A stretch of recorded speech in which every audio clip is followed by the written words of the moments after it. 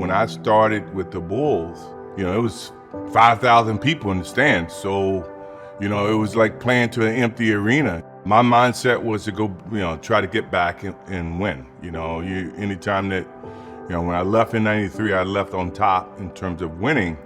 I was coming back in 95, halfway in the season, and still my mentality was about winning. Now granted, physically I wasn't prepared for winning at that time because I had a baseball body, but it took me a while to understand my teammates, understand, their motivations. If I can put it in the most simplest terms, is that, you have to give up bits and pieces of who you are for the benefit of the team.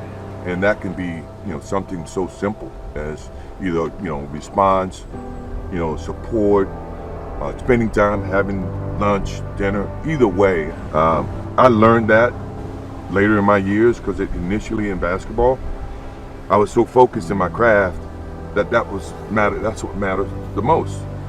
But to win, you have to give parts of yourself to other people and look at people in a different manner and come to accept them. I really don't have regrets. I am a person that says, as soon as you look back in your history and you come up with something that you feel like you want to change, something else has to change. Disappointment, to me, to win, you got to lose. To be successful, you got to have something that's not successful. To be happy, you got to have disappointment.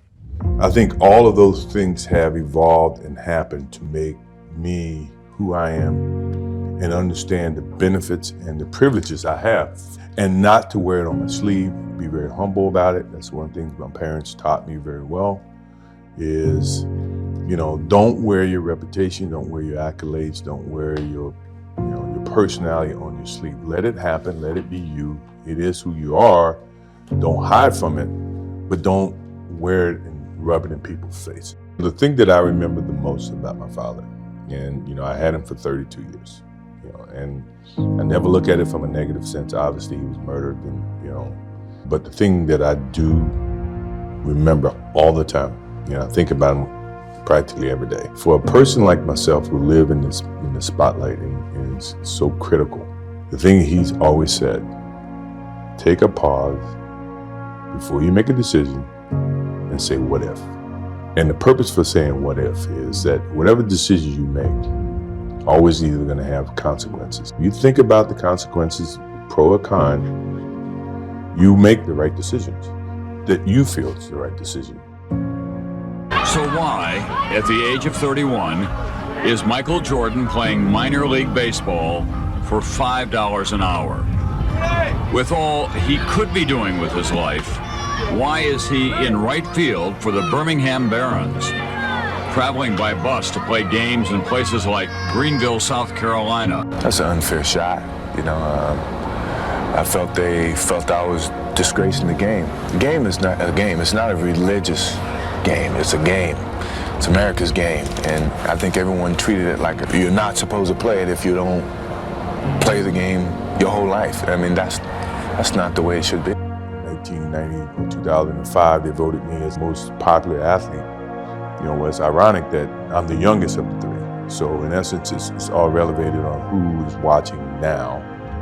If you ask 20 years from now, I'm pretty sure LeBron may beat me. I say that to understand that, it is what it is. I don't wear it, I don't showcase it, I don't rub it in other people's faces, someone else's opinion. If you ask me, I can never give you an opinion about things like that because as an athlete, all you want to do is be the best athlete. To now say that, one's greater than the other is being a little bit unfair. I think when you can see the similarities and you understand, this is one way you can judge the two. How much impact did each change or evolve the game? That's how people are judging certain things. I won 6 championships. Bill Russell won 11. Does that make Bill Russell better than me and make me better than him? No, because we play at different eras. So when you try to equate who's the greatest of all time, it's an unfair parallel. It's an unfair choice. But for me, I would never say one is greater than the other. Now, all the decisions I made, other people may view to be not the right decisions from their perspective. But for me to go play baseball, And everybody says, oh, it was a failed opportunity to play baseball.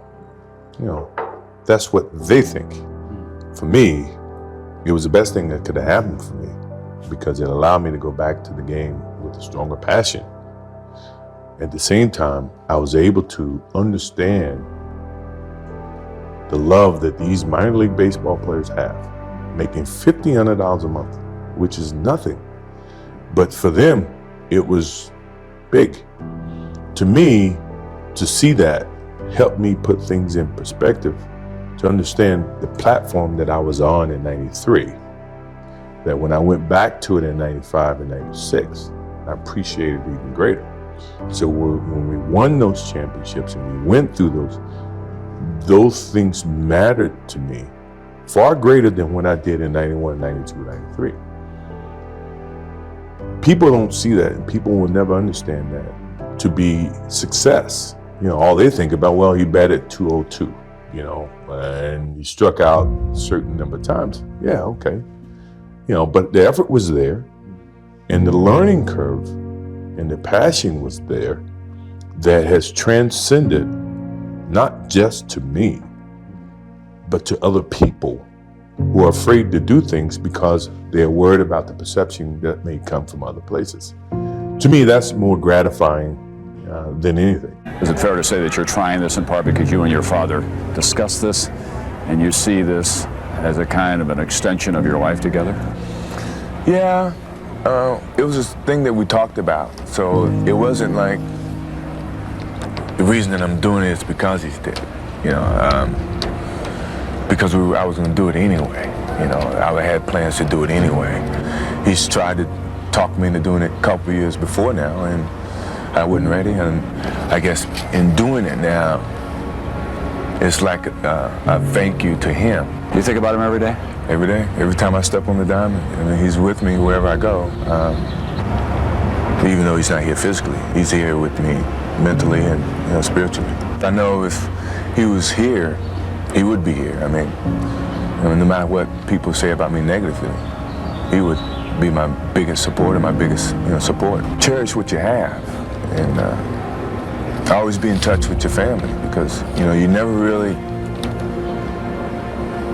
know what they mean to you until they're gone. And for 31 years, he was with me, you know. And there's a lot of kids today who don't know their parents, never have, and probably never will. And so they don't get the education that my father gave me, you know. So I think it gives me a better motivation to stay in tune with my kids and make sure that they know what's right and what's wrong, and that when I'm gone, they can take that on.